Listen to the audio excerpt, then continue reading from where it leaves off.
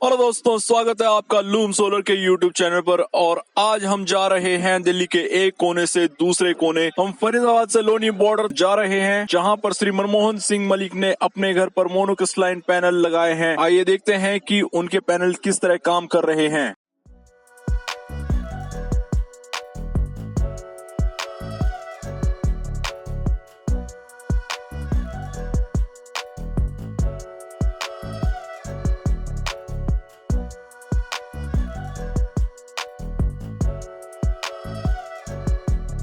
तो दोस्तों, हम पहुंच चुके हैं बलराम नगर लोनी गाजियाबाद, जो कि उत्तर प्रदेश के एक कोने पे पड़ता है और बिल्कुल दिल्ली बॉर्डर से सटा हुआ है। हमारे कस्टमर मोहन सिंह मलिक जी, जो कि यहाँ पे रहते हैं, उन्होंने कुछ समस्याओं का सामना किया और उनसे निजात पाने के लिए अपने यहाँ पर सोलर पैनल इंस्टॉल करवाए हैं। तो हम देखते हैं कि उनके सोलर पैनल किस प्रकार काम कर रहे हैं। मिलते हैं मोहन सिंह मलिक जी से। तो दोस्तों, हमारे साथ हैं मोहन सिंह मलिक जी। मलिक जी, आपका स्वागत है। Thank you sir, thank you. Malik ji का शॉर्ट इंट्रोडक्शन लेंगे हम। ओके, मेरा नाम मोहन सिंह मलिक है। मैं बलराम नगर लोनी गाजियाबाद का निवासी हूँ। मैं एक आईटी कंपनी में जॉब करता हूँ और लॉकडाउन के दौरान फ़िलहाल अभी वर्क फ्रॉम होम चल रहा है। तो मलिक जी, ऐसी क्या दिक्कत महसूस की आपने जो आपको सोलर पैनल लगाने पड़े? सबसे बड़ी दिक्कत तो ये है कि मतलब इलेक्ट्रिसिटी बिल की यहाँ पे यूनिट है, कॉस्ट है, वो बहुत कॉस्टली पड़ता है। तो अपना इलेक्ट्रिसिटी बिल कम करने का इससे सोलर पैनल लगवाने से अच्छा तरीका कोई नहीं है। और दूसरी बात यह है कि एक ये रीन्यूएबल सोर्स है हमारा एनर्जी का, जिसको हमें यूज़ करना चाहिए। दिक्कत ये थी कि समर के सीज़न में यहाँ पे इलेक्ट्रिसिटी फेलियर बहुत ज़्यादा होता है जी, ग्रिड फेलियर होता है और भी कई समस्या होती है। वेदर कंडीशन से भी प्रभावित होती है इलेक्ट्रिसिटी। जो हमारी ग्रिड सप्लाई है वो वेदर कंडीशन से भी प्रभावित होती है, जिसकी वजह से मतलब दिक्कत का सामना करना पड़ता है। तो ये एक बेहतरीन तरीका है कि इससे बेहतर कोई वो नहीं है कि सोलर पैनल लगवाया जाए और उससे आपके घर में एटलीस्ट लाइटें और आप फ़ैन वगैरह यूज़ कर सकते हो। तो मलिक जी, इस इलाके में कितने समय से रह रहे हैं आप? मैं तो एक्चुअली मेरे फादर जब से जॉब करते हैं यहाँ पे, तब से हम सेटल हैं। और मैं तो मतलब मेरा जन्म भी यही है, यहीं पे हुआ है। तो मलिक जी, कितना समय हो गया आपको ये सोलर पैनल लगाए हुए? एक्चुअली मैंने जुलाई 2020 में इंस्टॉल किए थे और अब ये फरवरी का मंथ है। तो मलिक जी, अभी आपके पैनल्स कैसे काम कर रहे हैं? पैनल एकदम फ़ाइन वर्क कर रहे हैं और मुझे उनसे कोई मतलब ऐसी वो नहीं है, पूरा सेटिस्फेक्शन है। तो विंटर सीज़न में कितने एम्पियर जनरेट कर रहा है आपका पैनल? एक्चुअली विंटर सीजन में ऐसा कुछ स्पेसिफिक तो है नहीं मुझे, क्योंकि जब भी सनलाइट ज़्यादा अच्छी खासी अवेलेबल होती है तो इतनी सफिशेंट एम्पेयर वो जनरेट कर देते हैं कि बैटरी चार्ज हो जाए और हमारी लाइट भी ऑपरेट हो जाए दिन में। ये लूम सोलर के 375 वाट के 2 पैनल है, जो कि मोनोक्रिस्टलाइन टेक्नोलॉजी के हैं। और एक्चुअली पैनल में 2 टेक्नोलॉजी होती है, एक पॉलीक्रिस्टलाइन और एक मोनोक्रिस्टलाइन। लूम सोलर की सबसे बेस्ट ये बात है कि इसमें मैक्सिमम 375 वाट के और मोनोक्रिस्टलाइन पैनल अवेलेबल है, जो कि ये हर वेदर कंडीशन बहुत अच्छा वर्क करते हैं और आप कभी भी इनसे निराशा नहीं होगी इनके वर्क से।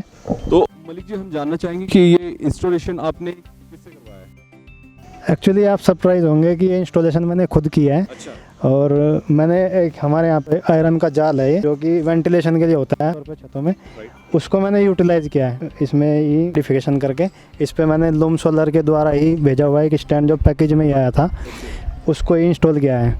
और मैं बताना चाहूँगा कि आपको हमेशा GI का स्टैंड ही यूज़ करना चाहिए, क्योंकि आप एक लॉन्ग टाइम के लिए पैनल लगाते हैं तो वो आपको स्टैंड भी ही लॉन्ग टाइम के लिए ही जो मतलब बेहतर हो, जिस पर कोरोजन ना हो, ऐसा ही लगाना चाहिए, जो कि टाइम के साथ में वीक ना हो, तो पैनल की सेफ्टी रहेगी इससे। और ये इसके जो सोलर पैनल की लेग है वो इस जाल में फिट किए हुए हैं, और ये जो नीचे आयरन की प्लेटें हैं ये दोनों सेफ्टी के लिए लगाई गई हैं, और 2 लेग पीछे हैं इसमें और 2 आगे हैं। और ये सबसे पहले मेन जो ध्यान रखने की बात है वो ये है कि हमेशा आपका पैनल साउथ फेसिंग होना चाहिए, साउथ डायरेक्शन की तरफ, तभी वो अच्छे एम्पेयर और वोल्टेज जनरेट करेगा। तो मोहन जी, इस इलाके की विशेषता बताएंगे आप हमें? देखिए सर, ये एरिया मतलब दिल्ली से कनेक्टेड है, दिल्ली NCR के बिल्कुल नज़दीक का इलाका है, ईस्ट दिल्ली से लगा हुआ है। और एक्चुअली यहाँ मेट्रो की भी कनेक्टिविटी है और थोड़ा सा आप अगर यूपी की तरफ चलें तो यहाँ ईस्टर्न पेरिफेरल एक्सप्रेसवे भी आप एक्सेस कर सकते हैं, तो जिससे कि मतलब आपको कनेक्टिविटी के मामले में तो इस एरिया से कोई दिक्कत है नहीं। और धीरे धीरे मतलब टाइम के साथ में यहाँ जैसे सुधार हुआ है तो इंफ्रास्ट्रक्चर भी यहाँ का सुधरा है पहले से, और रोड वगैरह आपको बेहतर मिलेगी अब, और इलेक्ट्रिसिटी भी अच्छी खासी अवेलेबल है यहाँ। लेकिन यहाँ फिर सिर्फ ये है कि आपको बिल की कॉस्ट अगर कम करनी है तो आप जो है सोलर पैनल से अच्छा विकल्प आपके लिए कुछ नहीं हो सकता। तो यहाँ पे कितने रुपए यूनिट है बिजली? यहाँ पे अगर आपकी यूनिट मतलब आपकी यूनिट अगर कम होती है कुछ, मतलब एक्चुअली यहाँ पे स्टेज वाइज यूनिट बढ़ती है, तो मिनिमम तो 5 रुपये यूनिट है, और जैसे जैसे आपका कंजप्शन बढ़ेगा तो आपकी 6 रुपये 60 पैसे तक पहुँच जाती है यूनिट। मलिक जी, आप बताना चाहेंगे कि पहले आपका बिल कितना आता था और अब कितना आता है? एक्चुअली पहले समर सीजन में अगर बिल की बात करें तो तकरीबन 6000 के करीब एवरेज है, 6000 आ ही जाता था हमारा बिल। और अब कम से कम ये है कि 50% का उसमें रिडक्शन हुआ है, क्योंकि डे टाइम में जो दिन में चलने वाली चीज़ें हैं, फ़ैन है, कूलर वगैरह, वो सब हमारा सोलर पे ऑपरेट होता है, और सिर्फ नाइट में मान लीजिए आपकी ग्रिड पे रहता है वो, और जो नाइट में भी जब इलेक्ट्रिसिटी नहीं होती तो वो बैटरी बैकअप हम यूज़ करते हैं। तो आप कहना चाह रहे हैं कि 50% का आपको बेनिफिट है आज की डेट में इससे। मलिक जी, हम जानना चाहेंगे कि पैनल का चुनाव करने से पहले आपने किसी प्रकार का R&D किया था? जी यस सर, बिल्कुल मैंने रिसर्च किया इसके बारे में, तभी मैंने पैनल इंस्टॉल किए हैं। जब मैंने सोलर लगाने का मन बनाया तो मैं पहले ऑफलाइन मार्केट में गया, वहाँ पे मैंने देखा कि कुछ कंपनी जेनरिक भी है वहाँ, मतलब ये है कि वो उनका कुछ नॉलेज भी उनको कम थी, जिससे मतलब ना तो मैं सेटिस्फाई हुआ ना वो पूरी अच्छी तरीके से समझा पाए। और दूसरी बात ये है कि ये सोलर लगवाने में आपको अच्छी खासी इन्वेस्टमेंट करनी पड़ती है, जिसके लिए मतलब आपको पहले ये देखना चाहिए कि मेरा कॉम्बिनेशन ठीक होगा तो तभी मुझे उसका बेनिफिट भी मिलेगा, आउटपुट अच्छा मिलेगा, और मेरी इन्वेस्टमेंट का मुझे अच्छा लाभ तभी मिल सकता है जब कॉम्बिनेशन ठीक हो। आपका इन्वर्टर सिस्टम आप कौन सा ले रहे हैं, या चार्ज कंट्रोलर लगा रहे हैं तो कौन सा लगा रहे हैं।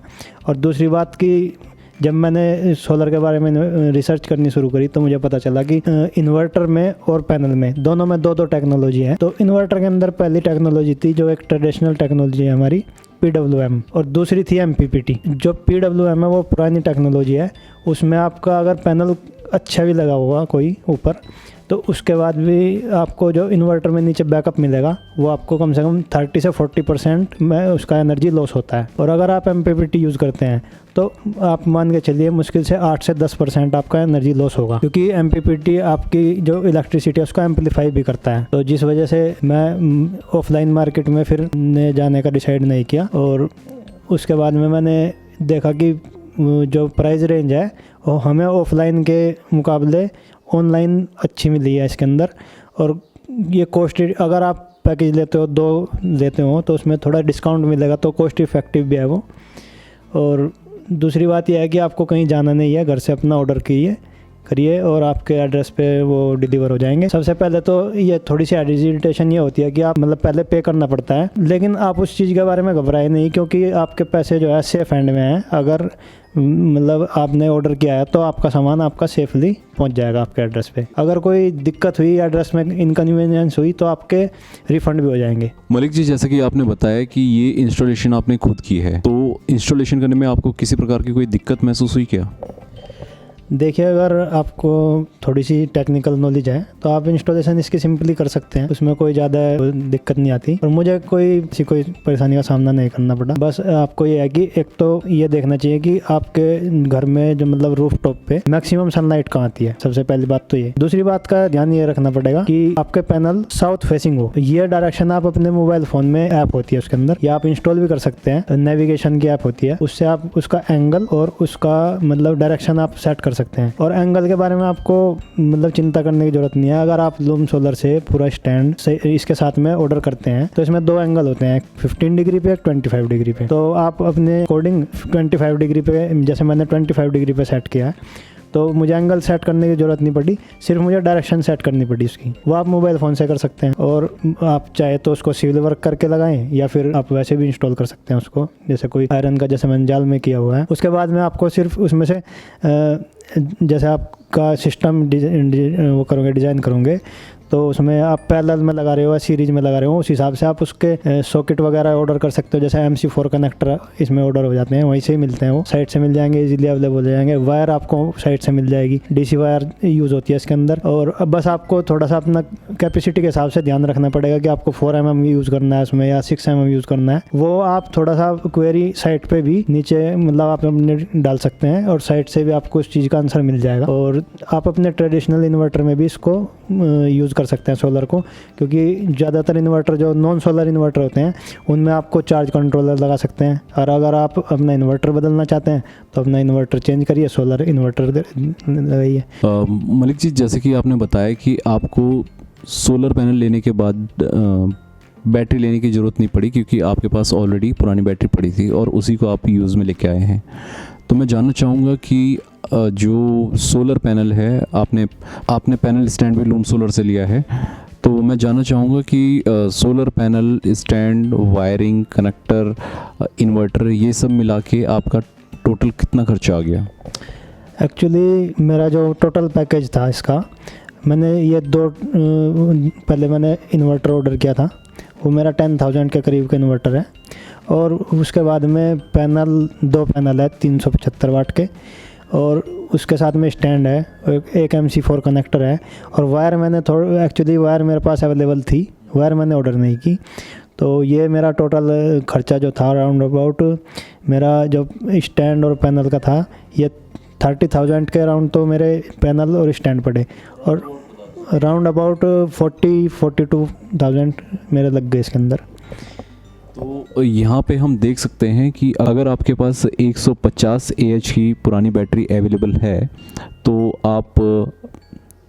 दोस्तों यहाँ पे हम देख सकते हैं कि तकरीबन 1 किलोवाट का जो खर्चा है ऑफ ग्रिड का, वो तकरीबन 40,000 विदाउट बैटरी 40,000 आता है। 42,000 कहेंगे इसमें, क्योंकि वायर भी है इंक्लूडिंग। तो आप कम से कम ये मान के चलिए 42-43,000 रुपये में विदाउट बैटरी, अगर आपके पास बैटरी है तो। और अगर आप बैटरी भी ख़रीदेंगे तो C10 बैटरी का भी रेट 13-14 हज़ार रुपये है सिंगल बैटरी का। अगर आप बैटरी लेना चाहते हैं तो आप सोलर बैटरी लीजिए, और अगर आपके पास बैटरी अवेलेबल है तो आप पहले उसे यूज़ कर सकते हैं। वो तो है कि लिथियम भी आ गई है, लेकिन ज़्यादातर मतलब थोड़े वो कॉस्टली भी पड़ेगी, और जो मतलब ज़्यादातर अवेलेबल हो जाती है सोलर बैटरी भी अवेलेबल हो जाती है। जो C10 बैटरी होती है वो नॉर्मल बैटरी का एक्चुअली एज तो अगर इलेक्ट्रिसिटी पे आप यूज़ कर रहे हो, मैं भी मतलब यूज़ करता हूँ जैसे, तो मिनिमम ये है कि अगर आपकी अच्छी बैटरी है, ट्यूबुलर वगैरह बैटरी, मतलब आप किसी उसकी मेंटेनेंस अच्छी है, और तो कम से कम चल जाए 3 से 5 साल। तो मलिक जी, इंडिया में आप सोलर पैनल के फ्यूचर को किस प्रकार देखते हैं? सर देखिए, इंडिया में तो सोलर पैनल का फ्यूचर बहुत ब्राइट है, क्योंकि आने वाले समय में इससे ज़्यादा मतलब सस्ता ऑप्शन कुछ नहीं है एनर्जी का, और एक अवेलेबल है आपको हमेशा, कभी ऐसा नहीं कि इसमें फेलियर हो। और दूसरी बात, इसकी ऑपरेटिंग कॉस्ट कुछ नहीं आती। एक बार आपने इन्वेस्टमेंट किया तो कम से कम इसकी वारंटी भी अच्छी खासी मिलती है आपको। अगर अच्छे पैनल लोगे आप तो 25 साल तक की वारंटी मिलती है। उसके बाद फिर आपको अगर बैकअप के लिए आप बैटरी यूज़ करते हो तो बैटरी भी इसके ऊपर ज़्यादा मतलब काफ़ी दिन तक मतलब ऑपरेट कर सकते हो, उसकी लाइफ भी ज़्यादा होती है। और यह है कि इंडिया के अंदर आपको मतलब सनलाइट काफ़ी ज़्यादा टाइम तक अवेलेबल होती है। तो हमारे दर्शकों को क्या संदेश देना चाहेंगे आप? मैं दर्शकों को यही संदेश देना चाहूँगा कि अगर आपको अपना बिजली बिल कम करना है और एक वन टाइम इन्वेस्टमेंट करने के बाद टेंशन फ्री रहना है इलेक्ट्रिसिटी के बारे में, तो आप सोलर लगवाइए। और सोलर में मतलब ज़्यादातर हो तो अपना कॉम्बिनेशन एक अच्छा बनाइए, क्योंकि अगर आप एक बार इन्वेस्टमेंट कर रहे हैं तो आपकी जो पैनल है वो भी क्वालिटी का होना चाहिए। और इन्वर्टर जो मतलब आपका वायरिंग हमेशा DC वायर ही यूज़ कीजिए, नॉर्मल वायर यूज़ मत कीजिए इसमें, तभी आप अच्छी आउटपुट जनरेट कर पाएंगे। मलिक जी, आपने अपना कीमती समय हमें दिया, उसके लिए धन्यवाद। Okay sir, thank you. तो दोस्तों, जैसे कि आपने देखा कि आज की डेट में सोलर पैनल इंस्टॉलेशन करना कोई मुश्किल बात नहीं है। हमारे कस्टमर ने जिस प्रकार अपने घर में सोलर पैनल खुद ही इंस्टॉल किए हैं, अपनी ज़रूरत के हिसाब से कितने कैपेसिटी का इन्वर्टर चाहिए, कितने वोल्ट के सोलर पैनल लगाने हैं, वो उन्होंने खुद से डिसाइड किया अपने घर के लोड के हिसाब से। और आप देख सकते हैं कि आज की डेट में वो सोलर को लगा के कितना टेंशन फ्री महसूस कर रहे हैं।